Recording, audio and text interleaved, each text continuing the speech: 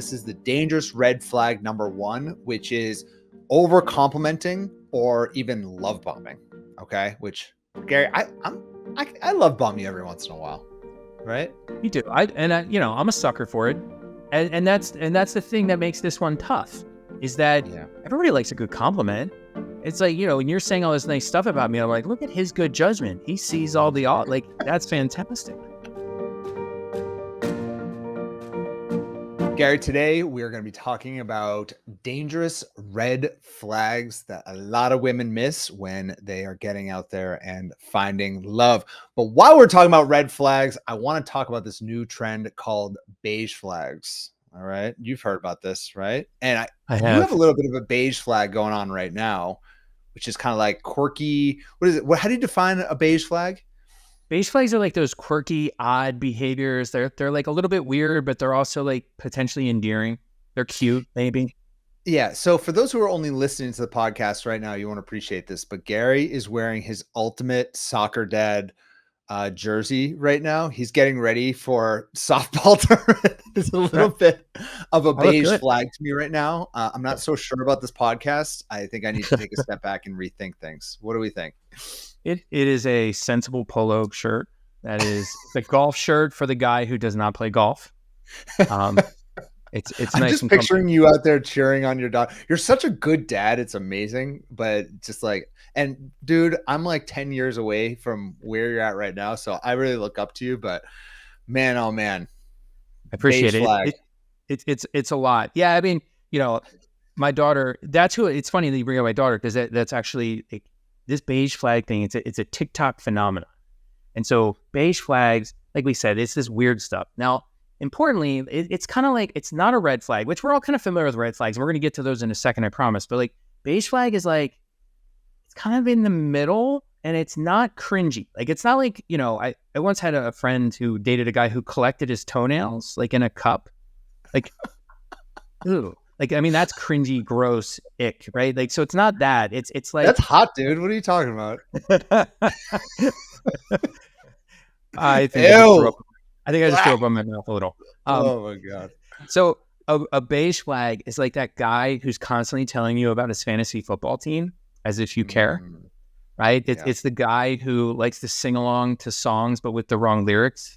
Oh, that's me. That's me all the way. Yeah. I thought of one yesterday. I was at the gym, and there's a guy there who works out in jeans. And I'm like, that is it's mind-boggling to me, but that's like a beige flag because it's like weird. Now, women just, you have them too, so like don't get too comfortable. It's the woman with 1,000 stuffed animals on her bed who's over the age of 12. Oh, there we go. That's Jessica. Yep. Oh my God. And I was thinking about this, and my wife hopefully won't kill me for sharing. She's got two that just came up in the last 2 days as I've been thinking about this topic. One is particularly, we were just on vacation last week. She is an avid reader of road signs, as if everyone else in the car can't see those same signs. It's like, hey, everybody, look. And then she'll read the roads, read the sign of a store. Like, hey, it's McDonald's. Oh, look at that. They have this store. And it's like, my daughter and I are both like, yeah, those Gary, words, we can read those. I got bad news for you, man. That's a red flag. That's a red flag. Run away as fast as you can. Oh my God, that would drive me insane. Being in a car, it was like 7 hours down, 8 hours. It was a little bit much. The one that actually drives me the most nuts, and it's still a beige flag, as much as like I get it into like the red, definitely at least pink area. It's leaving just a little bit of food or anything left in a container, right? Like, so chips, pretzel, whatever, crackers, like the whole thing is gone except for one cracker. And then you see the box in there and you open up the box, like, oh, here we go. There's nothing in there. And we all know my beige flag, which is leaving all the cabinets open. Is that a beige flag? Would that fall into this weird category? Yeah, because it's like, at first it's kind of annoying, but then like over time, like I'm sure like there's it's like, I don't know, like when you're gone for a week and Jess is around the house by herself and it's like all the cabinets are closed, there's probably a little piece of her that's like, oh, no one's leaving the cabinets open. Oh, the house is so neat and great and comfy. Oh, I miss my husband. Kind of. No, I'm sure Now, I'm sure there's some of you that are listening to this like, oh, my partner doesn't have any of these things. They're fantastic. They do. Just wait. You'll see them. You'll see them. And so oh, the it's whole common. It's a common. it's Don't you worry. It's a common. there will be plenty.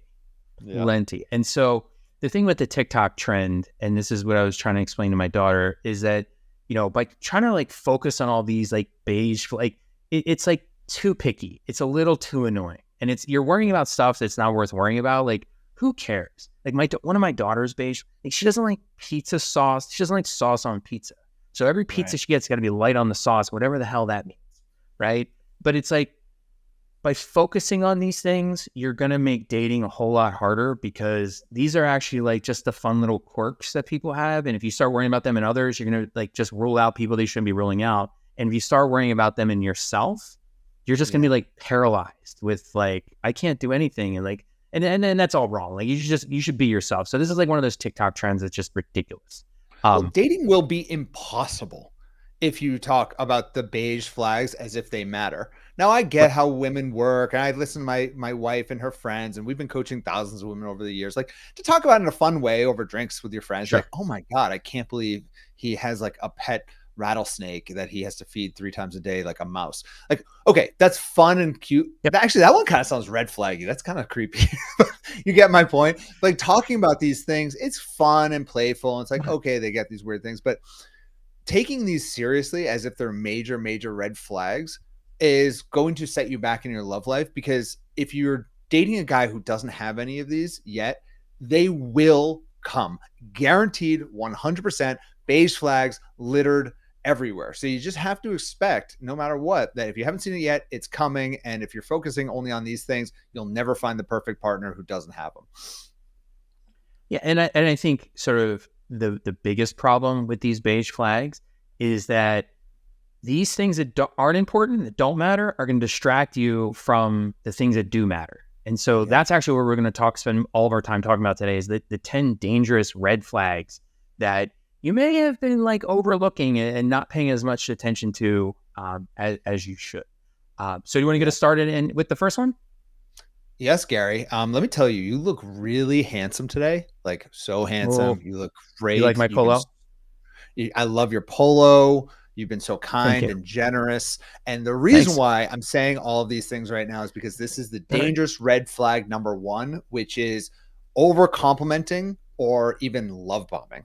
Okay. Which, Gary, I love bomb you every once in a while. Right? You do. I'm a sucker for it. And that's the thing that makes this one tough, is that everybody likes a good compliment.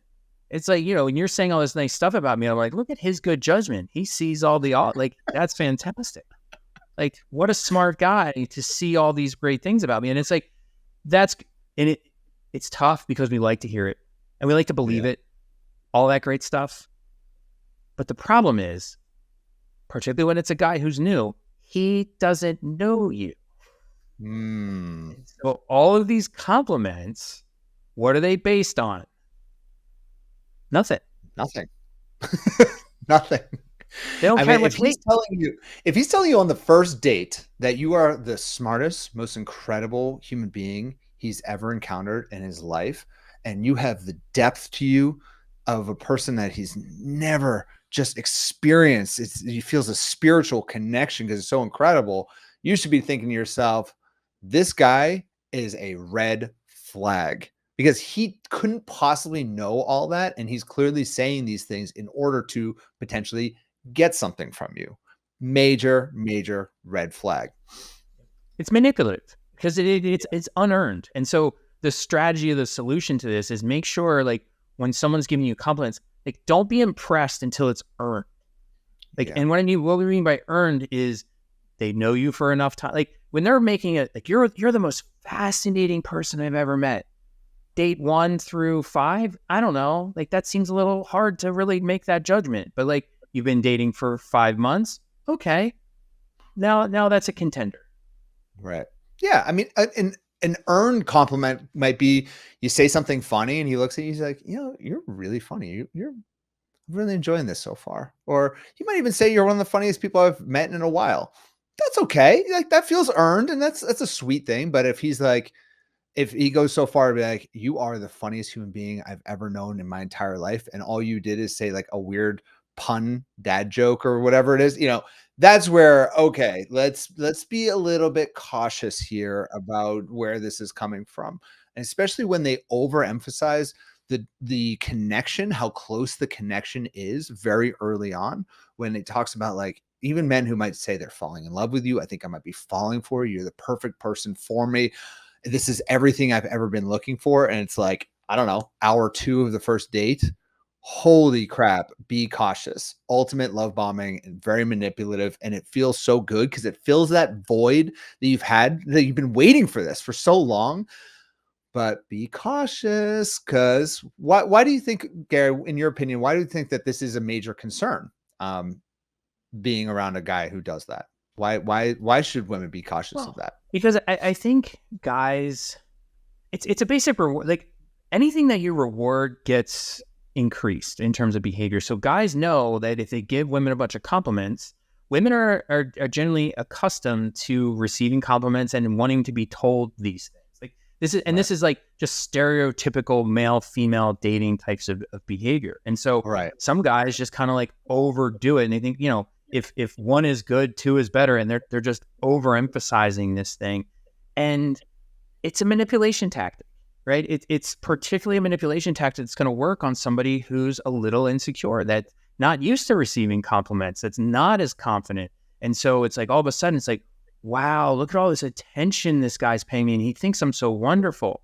And I mean, this is a slight tangent, but it's something I say a lot is like, you shouldn't base how you feel about somebody based on how they feel about you, right? Like, so don't fall in love with a guy just because he says all these things. Like, you want to fall in love with him because authentically of who he is, not because he likes you. So don't use other people's feelings about you to decide how you feel about them. That's good. That's good. That's a quotable one there. I like that. That's good.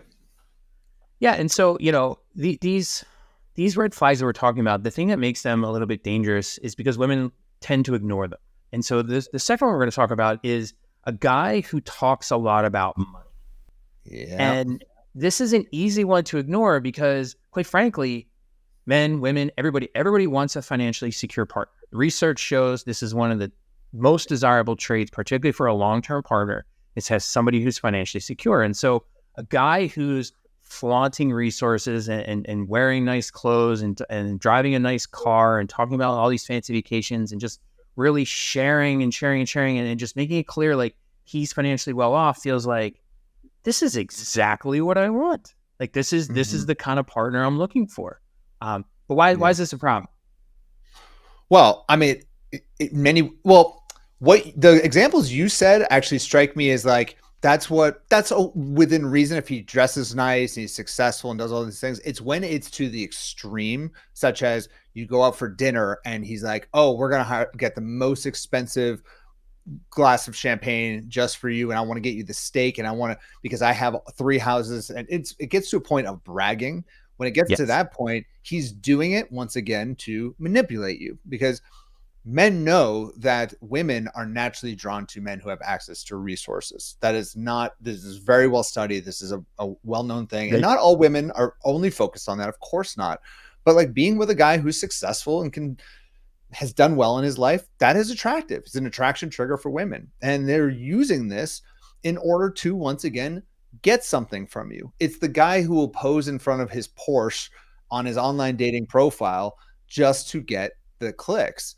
And what tends to happen with these types of guys is that they don't actually have much substance, because this is the only thing they can lead with. And it's like, I don't know if this is a fair comparison, but it's kind of like the woman who would go on a first date and wear like the most skimpiest dress she could possibly wear on a first date just to get some attention, when it's like, why are we doing this? Well, we might be doing this just because we know that gets you instant feedback, but it's hiding the reality that's, inside the person's mind, which is they don't actually have much going on up there. Yeah. I don't know. What do you think? A little harsh?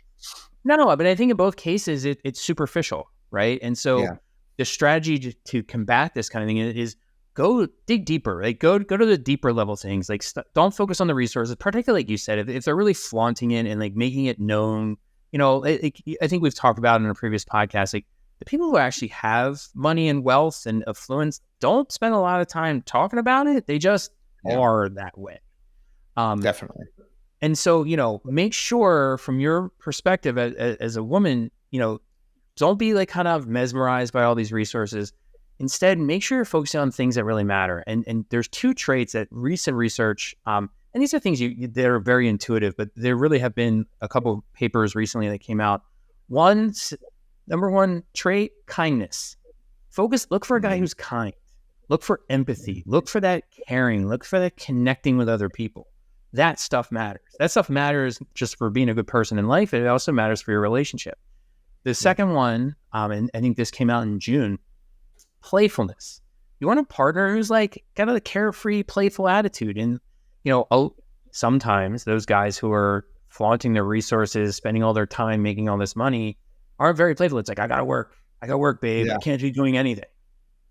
Right. You don't want to date that guy. You don't want to be with that person long term. Like, that's not an ideal partner. Yeah. And if that's all he's focused on is flaunting his resources, then he's probably not going to be a very kind and playful person. Now, again, the huge caveat here, which goes back to your original point that I think is very, very important to mention again, is that most people who are actually wealthy and have true financial success don't flaunt it anyways. Like, I would rather, if I were a female and out there dating, I'd rather be with a guy who makes $100,000 a year, but has saved in a 401k his entire life and owns his own home, doesn't have a mortgage, and does really well and is financially secure, than a guy who makes $1 million a year, but spends $1.2 million a year on the fanciest stuff. And by the way, if you look at his net profit on his life, his net worth, it's in the negative. So like, what are we really optimizing for? We're optimizing for long-term wellness and happiness and like a healthy relationship. And so again, just like those guys who are out there flaunting it, I see through that so quickly because I'm in a space where like I see a lot of males out there who are trying to flaunt it like they got it. And then once you open up that hood, man, we got nothing going for them, And then I've just met so many like secret millionaires recently that I'm like, holy crap, this guy's worth $12 million. Like, what? And you find it out not through them. They will never share it. So just a very important point, I think, with all this, because it's so easy to get just like distracted by that. Yeah. And so, it's kind of keeping on that theme of things that you don't really realize. The third red flag that we're going to talk about is he's a guy who's really willing to change himself to be the right person for you. Now, in some ways, the reason why this is an easy one to ignore, the reason why this is an easy one that's like kind of a sneaky thing is like, that feels great. Like, it feels great to have a guy who's like, I'm going to change the way I dress. I'm going to change the way I look. I'm going to change the way I act.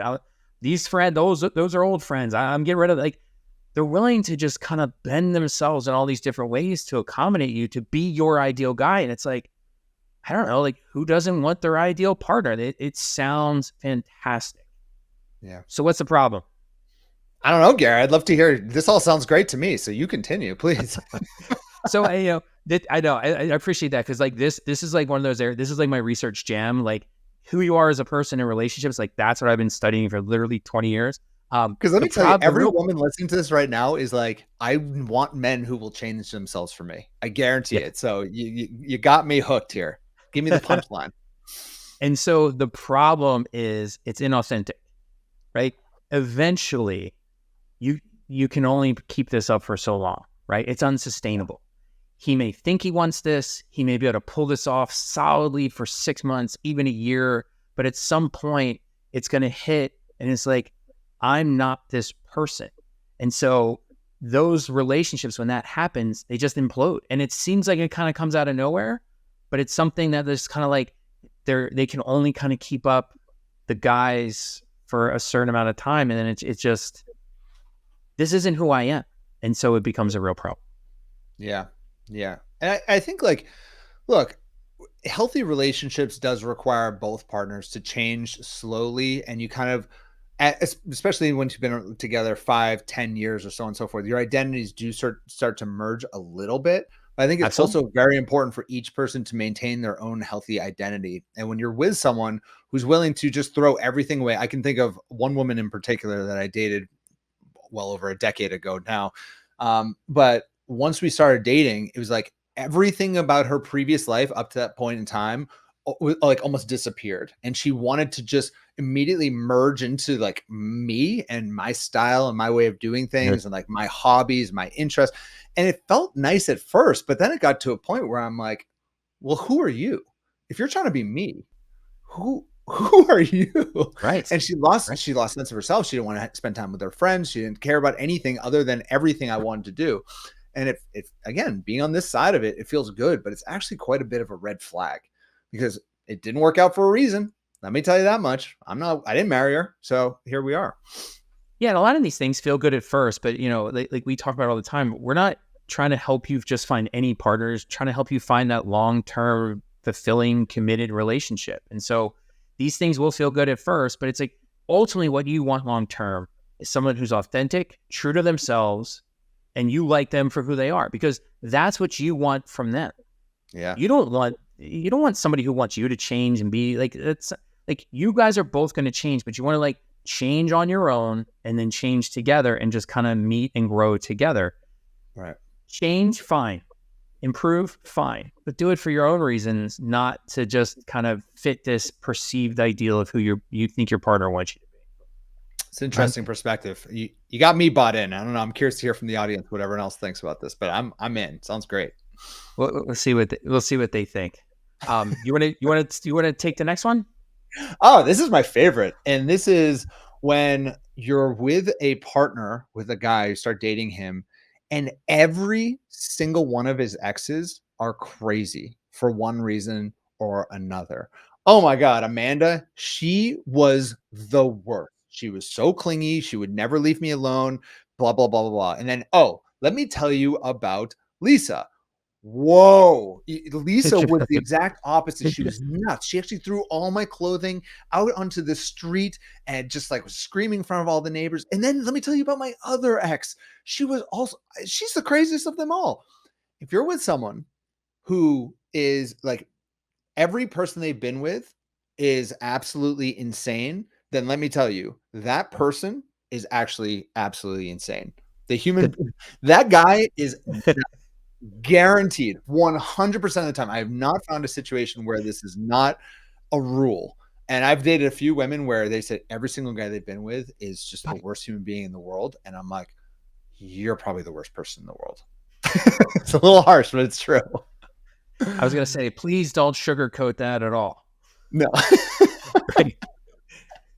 No, but that's the thing. And like, so the counter to this is, at some level, like you start empathizing with them, like, oh my gosh, they've had such a tough run. Like they've had all this bad relationship luck. And it's like, no. What you really need to look for is someone who can, because everybody has faults. Let's just start with that. Yeah. But it's like, And everyone has bad exes too, by the way. Everyone has a bad ex of sorts. But when somebody has a bad ex, they take some responsibility for that situation, because it's never, no relationship is 100% the fault of one person. Never. No. Right. And so you want somebody who says, yeah, I dated this person, it didn't really work out, and then can talk about their role in that, because that shows somebody who's thoughtful about relationships, who's serious about personal growth, and is looking for insights to better their future relationships.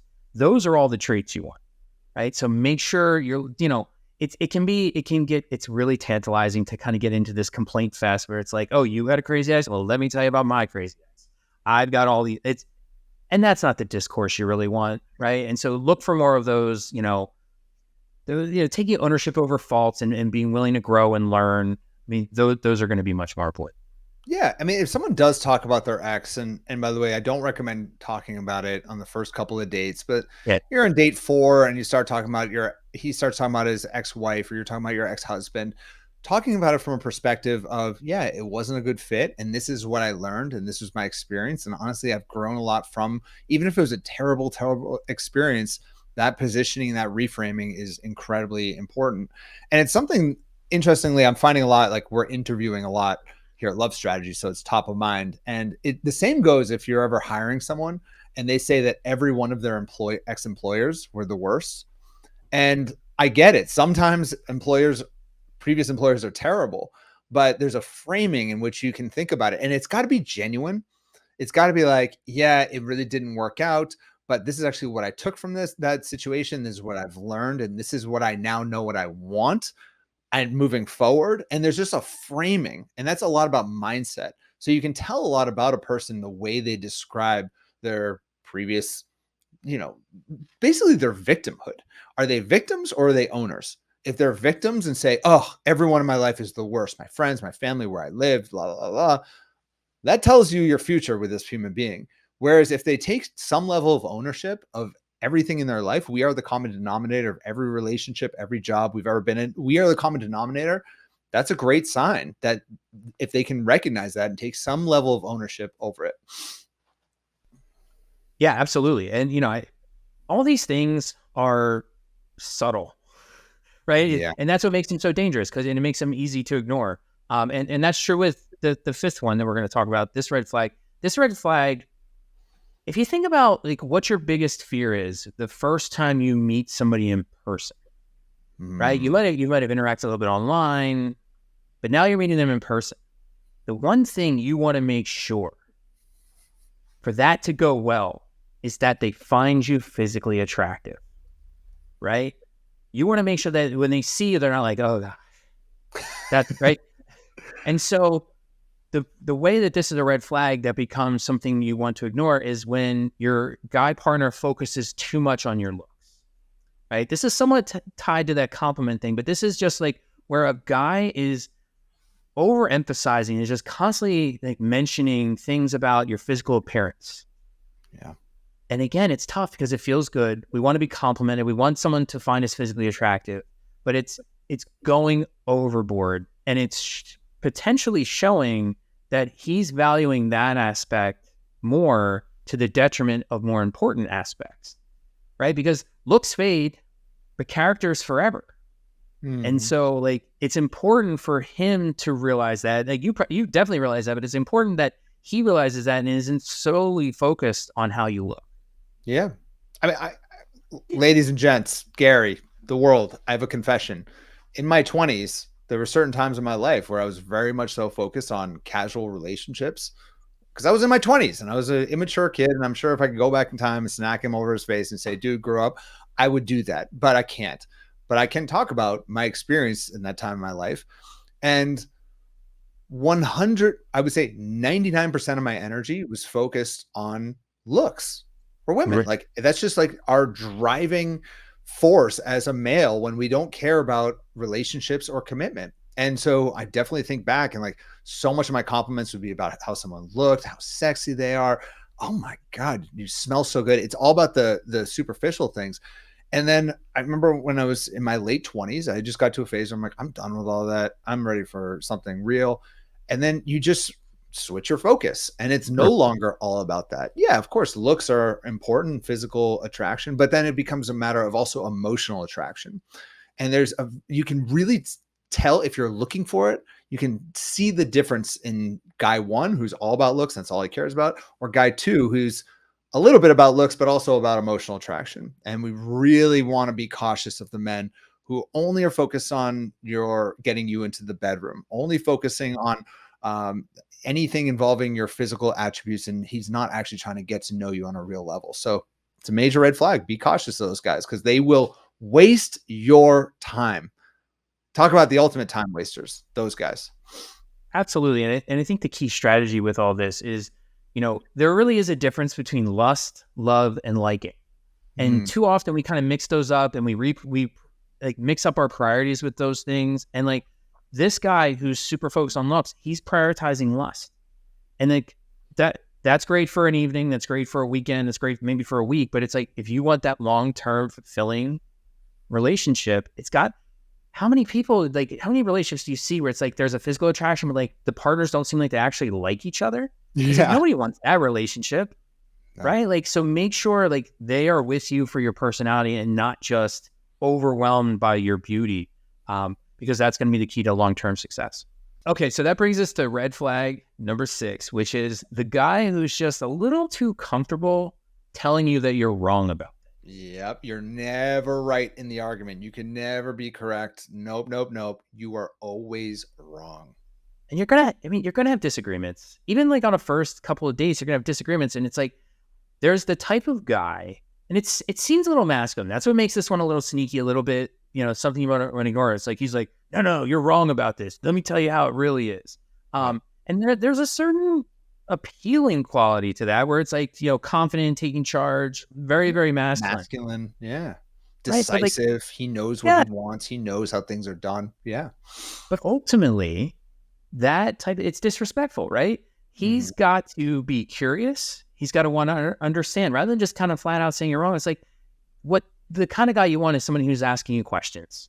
Like, why do Yeah. you think that? What's that about? Trying to understand your point of view, because the world, as we all know, it's not in black and white. I mean, there's a lot of gray in between, and so it's like you can't be that absolute. The only thing, if you're absolute, you're going to be absolutely wrong most of the time.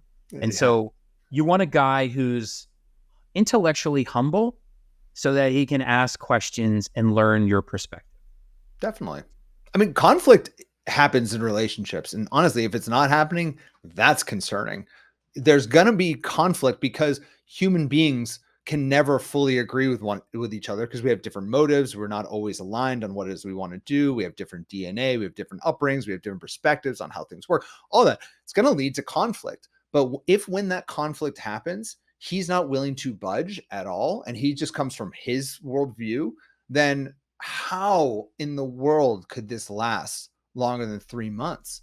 It's not Yeah. going to, because then to build a real partnership with someone, you need to start actually making a few adjustments and be willing to sacrifice at times and be able to listen to your partner's point of view. So be very, very cautious of this. And this is a sneaky one, like you said, because it can be kind of hot for a lot of you women to be with a man who is very decisive. He's old school. He knows what he wants. He's that type of a man. But good luck when you live with him. Good luck if you have children with him. Good luck when you're married. All of it. Oh gosh, that it gets pretty dark from that point forward. Yeah, that's what makes it a red flag, right? It's kind of this like harbinger of like what's to come. It's like there's some bad stuff coming that you just have this first little sign that lets you see it potentially, peek around that corner to see it on the horizon. Yeah. So that one's very much related to the red flag number 7, which is the guy's just like, he's a dictator.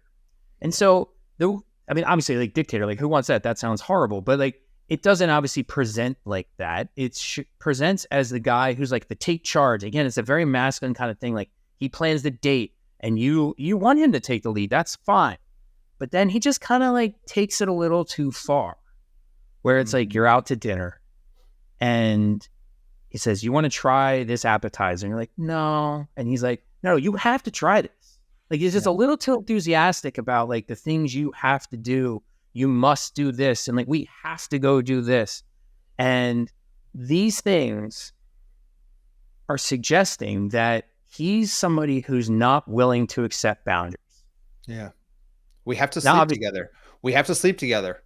Second date. Oh, are you kidding me? No, tonight is the night. You have to come back to my place. You have to order this. You should not order that. You should not do this. You should not be going out with your girlfriends this weekend without me. The dictator, the guy who Yep. is always by his rules, his law, his way. And look, again, when you're in a healthy relationship, there are going to be some times you're going to have to sacrifice a little bit, and you listen to his point of view and understand why there might be a concern, yada, yada, yada. But healthy boundaries also must exist. And who wants to be with a dictator? No Right. one. And you have to respect boundaries for small things and for big things. And if he's not willing to respect it for small stuff, what's it going to be later when it's like, some big life thing about where you're going to live, or how, like you said earlier, how you're going to raise kids? Like, these things, like, again, like, they're like these little signs that give you a chance to like peek into the future. Right. So it's important to be aware of them. Amen. You want to take number 8? Yeah, sure. Number 8 is that he just doesn't seem to share much about himself. He lacks that kind of vulnerability. Almost feels like he's a robot. Like, he avoids eye contact, he dodges questions, and it can be really easy to think like, oh, all men are like this, right? All guys are just like that, right?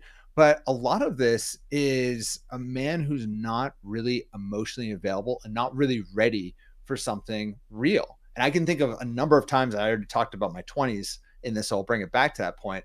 I remember specifically a few times where I'd be with a woman, she started asking me deeper questions about my life. And I remember thinking to myself, I don't want to go there because I don't want to start feeling those warm and fuzzies with her. I'm going to Yep. keep this emotionally distant. I'm going to keep Yep. this separate. I'm going to keep this more robotic and try to push this away so that I don't get kind of hooked in. And guys Yeah. will do this if they're just not emotionally ready.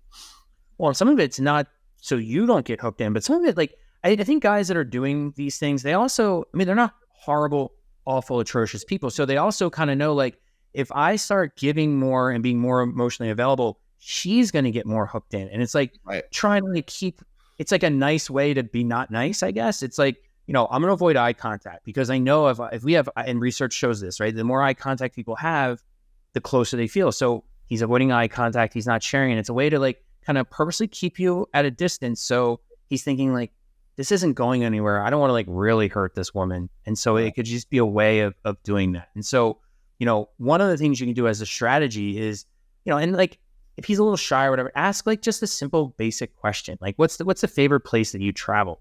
And give him a chance to open up. And then, start with something like that and then start asking progressively more emotional questions to see if he's willing to kind of travel that path. Yeah. Or, I mean, a fun one is just like, where do you see your life? Like, walk me through your life in 5 years. What Yep. does that look like? Like, what is that like?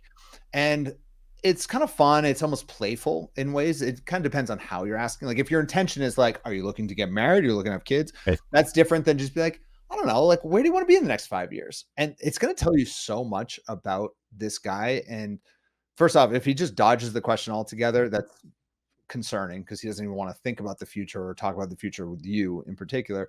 But if he does answer it and he says, "Oh, I want to be traveling in Thailand, just backpacking by myself with a few buddies," well, that gives you interesting knowledge. Or if he tells you, I'd really like to start thinking about having a family and settling down, or I really want to be with a partner who I can spend the rest of my life with. These are all really it's helpful information. So Yeah, don't allow yourself to just like brush it off and be like, oh, he's always like that. All men are like that. That's not true. Actually, Gary and I, we both said that we tend to be the more emotional guys in our relationships. for We're just sure. Yeah, and I think if you start writing off all guys that way, you fall into something I call the tyranny of low expectations, where it's like you're just going to keep accepting worse and worse from guys because like all guys are like this. So the thing is there are better guys. You just haven't found them yet. If that's really what you just got to keep looking. You'll find them. They're out there. And so that's important. Definitely. So red flag number 9. This one came up hardcore in a coaching session I had Wednesday night. This is a huge one. Bad grammar in an online dating profile. What are you talking about, Gary? Come on. All use guys. So all use guys. Come on. One of the questions is like, is this a problem? And so bad grammar on an online dating profile is a problem for 2 reasons. One, there's so many tools out there to help with grammar and help make these things okay that a guy who's got just atrociously written prose on his dating profile, he just doesn't care. He's not invested. He's not putting in the time, right? So it could just be like, he's not super serious about this dating thing. Okay. Yeah. So that's a problem. That's a red flag in and of itself. The other one is scammers. Like there's online scammers and, people have been doing online dating. It's almost universal. The people who end up being scammers, their online dating profile had some bad grammar. And so, the simple strategy for this is, demand good grammar if you want to avoid scammers. Yeah. Or need I just say, he's just not very smart.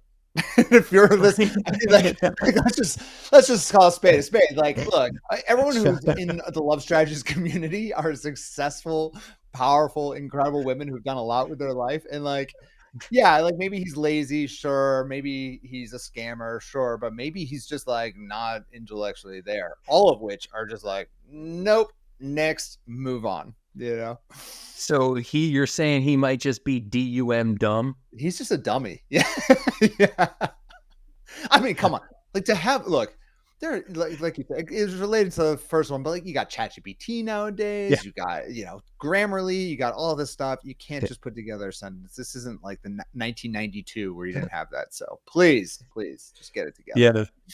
All right. So here we are. Number 10, our final red flag. This one is one that you're probably in some inkling of, but it's when friends and family aren't a fan. And that's worded specifically that way because when people a lot of times feel like, oh, well, my friends and family like him. And it's like, and you're only saying they like him because they haven't told you they hated him. Now, your friends and family aren't going to tell you that they hate who you're with, likely, because there's still some chance you're going to stay with them. So they're not going to come out strong on disliking your partner. But what you need to do is pay attention to the subtle, like, I don't really like the very minor kinds of things. Like, they're kind of lukewarm. They're not super enthusiastic. They're not glowing and supportive. Like the absence of glowing and supportive is a little bit of an indicator. Yeah. I think I would change this verbiage a little bit, and I would maybe friends and family would be not the right term. I might use like trusted inner circle, because sometimes our friends and family, or like your parents or your friends or whatever, or not likely not your friends, but your family, your brother or sister might not like them, but like maybe you don't like your brother and sister and you don't respect their opinion. But if your trusted inner circle, like those people, we all hopefully have 2 or 3 of those people in our life who we just really look up to them as far as a source of character, of just insight, of wisdom. If those people are being lukewarm about this person, that means they don't like them. They don't like them, because as Gary said, it's very rare for someone to sit you down and say, hey, this dude you're dating sucks. He's got terrible grammar. He's really ugly. And no, I mean, they wouldn't say, who cares if he's ugly, but he's not kind to you. The way he speaks to you is not kind. He's late constantly. They're not going to say these things to you. They're just going to say, yeah, Larry, he's fine. He's good, Yeah, and just in case, there's always this inclination when you talk about, and I like that reframing of the trusted inner circle. There's always this potentially like, what do they know? It's not their relationship. Of course I know better. It's my relationship. Who knows this better than me?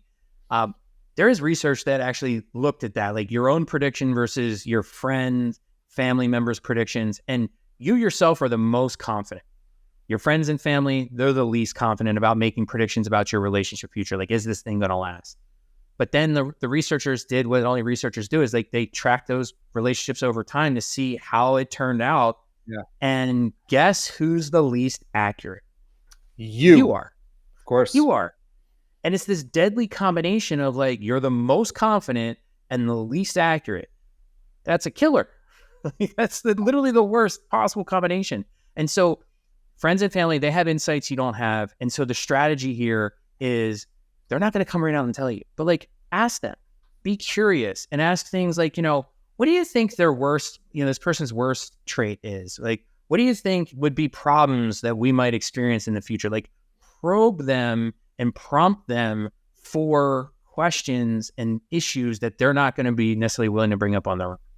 Yeah, absolutely. No, this was amazing, Gary. And I love these insights. And I think learning these red flags and what goes into each part of this is so important.